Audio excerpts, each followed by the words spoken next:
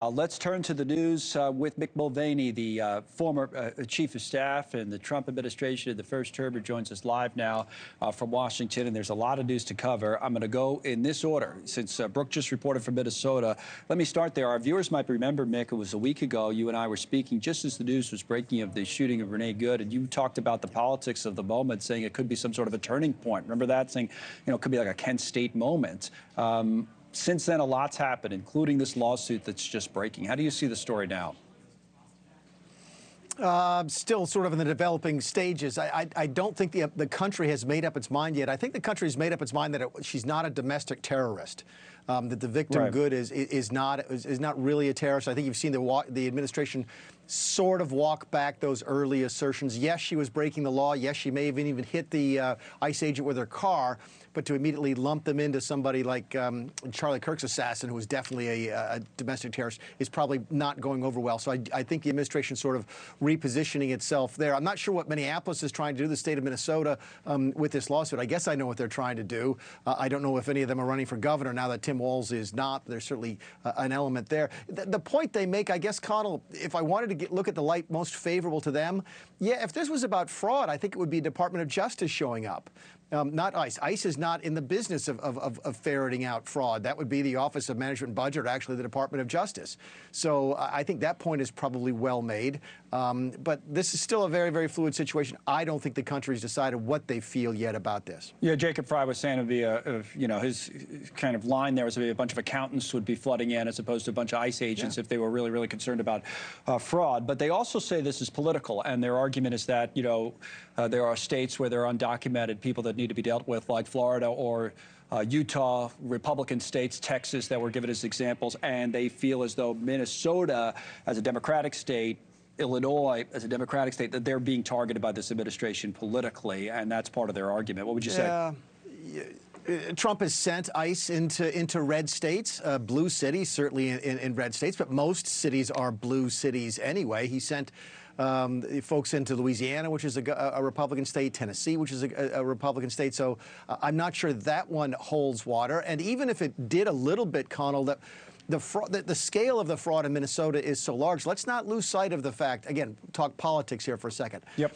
A sitting Democrat governor who was just the Democrat nominee for vice president of the United States is not running for re-election, even though he could, because of the scope of the fraud and the scandal that's coming from it. This is more than just garden variety people stealing federal government money, which happens all the time. This is something the likes of which we've not seen in a long time. So I think the Minnesota arguments there sort of fall apart upon close scrutiny. Okay, next story. Jerome Powell, the Federal Reserve Chairman, we know that the president has his issues. The fact that there is now a criminal investigation apparently that's underway into whether Powell did not tell the truth to Congress about the renovations being done at the Federal Reserve headquarters. Obviously, opponents of the president are out right away and saying, this is just political retribution. He's out to get this guy. There could be ramifications in the future if you're trying to get people to work at the Federal Reserve, and it's just not fair. What do you say? I think it's probably a lot of that. Look, I'm sympathetic to the argument that nobody's above the law. I'm especially sympathetic to charges that somebody might have lied to Congress. I can't tell you that I was in Congress for 6 years, and I can't tell you the number of times I sat there and saw witnesses not taking the testimony seriously. I'm not saying that Jerome Powell did that or didn't, but I'm sympathetic to the idea of enforcing the law about not lying to Congress. So take that sort of objectively. But face it, everybody knows this is politically motivated. Whether or not Trump knew about it directly or not, it sounds like it's just as likely some, second-rate staffer trying to kiss up to the president by coming up with an outrageous idea as it is something that came down from, say, the White House as a directive to the DOJ. But who isn't looking at this and saying it doesn't smell of political motivation? It just does. Keep in mind, Powell was not referred by committee on a criminal referral to the Department of Justice. I think there may have been individual members of the House or the Senate who wanted to do that. But typically, if a committee really feels like they've been lied to, they will make a criminal referral to the Department of Justice to start the process going. And that didn't happen here, which makes it even look more political. What do you think the impact of it is? I've been saying throughout the show, I don't think it's necessarily what happens in the short term to the financial markets.